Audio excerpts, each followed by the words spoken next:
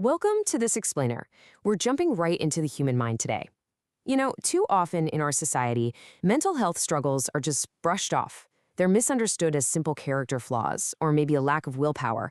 But today, we are going to completely reframe 12 complex mental disorders. We're going to look at the hard science to see them not as weaknesses, but as biological, physiological, and survival mechanisms that have just simply gone awry. So let's dive right into this. To really wrap our heads around these conditions, we're going to navigate through 5 distinct areas: faulty chemistry, survival alarms, the illusion of control, emotional tsunamis, and fractured realities. Starting off with Section 1, faulty chemistry and focus. This is all about what happens when the brain's engine misfires. So, there is a massive gap between feeling sad and clinical depression. You see, sadness almost always has a story, right? It has a cause: a bad day at work, a breakup, a loss. But depression? Depression just exists. It's this heavy, constant emptiness. It's an actual physical malfunction where your brain is actively struggling to generate and process chemicals like serotonin and dopamine. It essentially drains the color out of life, making something as simple as getting out of bed feel like you're climbing a mountain. It isn't just a bad mood that you can shake off with a brisk walk. It's a condition that whispers quietly in your ear until you literally forget what feeling alive used to be like. And right in that same chemical ballpark, we have ADHD. Now, so many people mistake ADHD for just plain laziness, but in reality, it's all about your prefrontal cortex. That's the part of your brain controlling planning and impulses. In ADHD, this area actually develops differently. It struggles to produce enough dopamine to make following through on a mundane task feel rewarding. So you might desperately want to sit still and finish that project, but your brain flat out refuses to cooperate.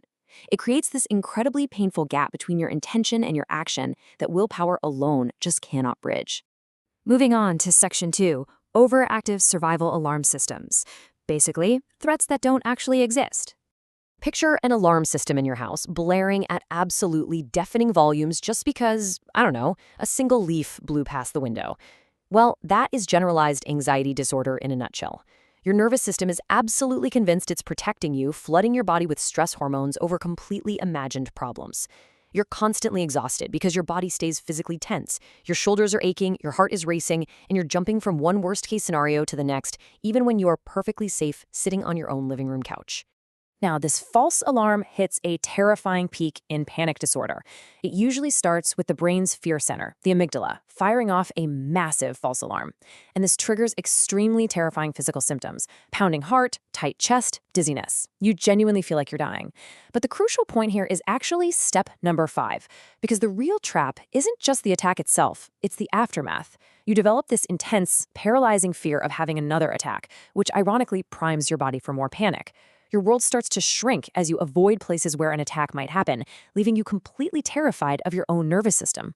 You see the same faulty wiring driving social anxiety disorder too. Look, shy people might feel nervous at a party, but they can generally push through it. Social anxiety, however, completely hijacks your threat system. Walking into a crowded room isn't just nerve-wracking. Your brain treats it as a highly dangerous, high-stakes performance where absolutely everyone is waiting for you to fail.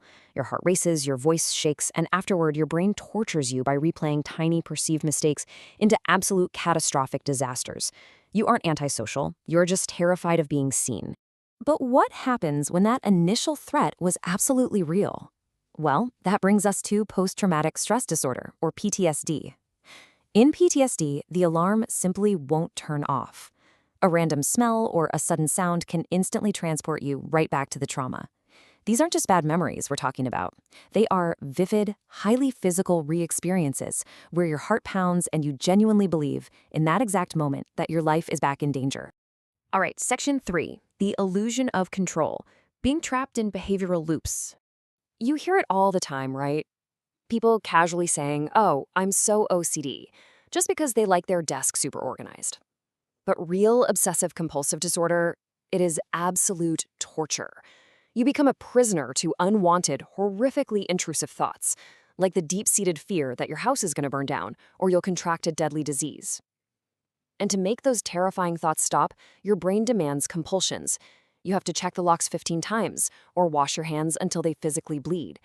You know logically that it's irrational, but the fear is just so overwhelming that you are forced to comply over and over again.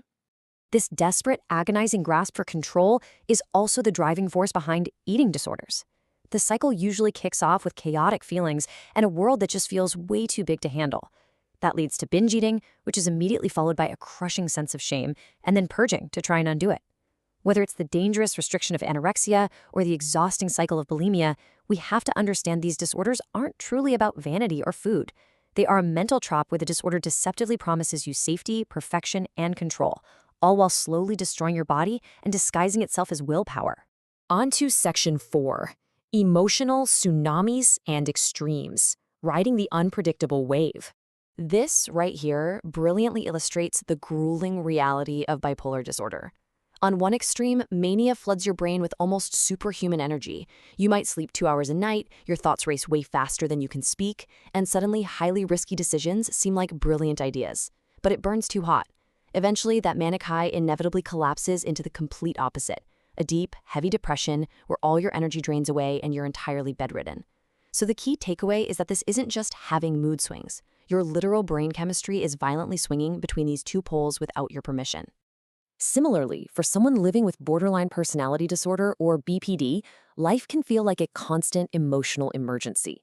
People with BPD essentially lack the emotional buffer that most of us take for granted. That means a simple canceled plan doesn't just sting a bit, it hits like a massive emotional tsunami. It triggers intense black and white thinking.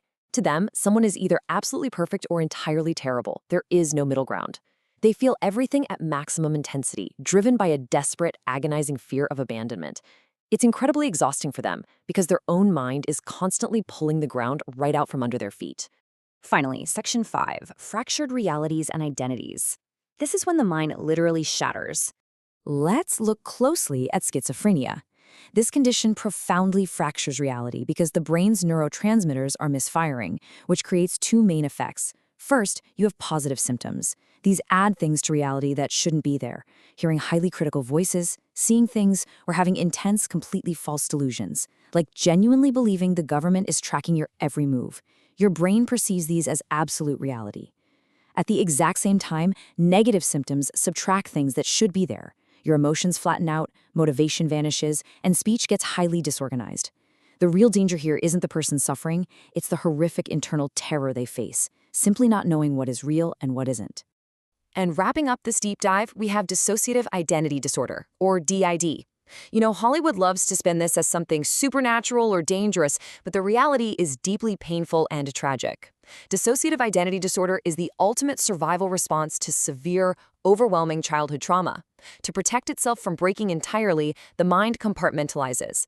Different identity states or alters develop to hold specific traumatic memories, anger, or even childlike innocence, basically holding the things the main consciousness simply could not survive feeling all at once. It's actually a brilliant, desperate defense mechanism that later leaves the person navigating immense internal chaos. So as we zoom out from this journey through the brain's internal systems, it leaves us with a really vital question to ponder. We've seen today that these disorders are absolutely not choices. They are misfiring chemicals, overactive survival alarms, and shattered psychological defenses. So if our minds are simply biological systems just trying to survive, how will you use this understanding moving forward? How can we replace societal judgment and stigma with profound, scientifically grounded empathy? Because honestly, it changes everything when you finally realize someone isn't trying to be difficult, they are literally just trying to survive their own mind. If you found this explainer helpful in demystifying the incredible, complex machinery of the human mind, please consider supporting our channel. Make sure to hit that subscribe button, leave a like on this explainer, and tap the bell icon for notifications so you never miss our next deep dive. Thanks so much for learning with us today, and we'll see you in the next explainer.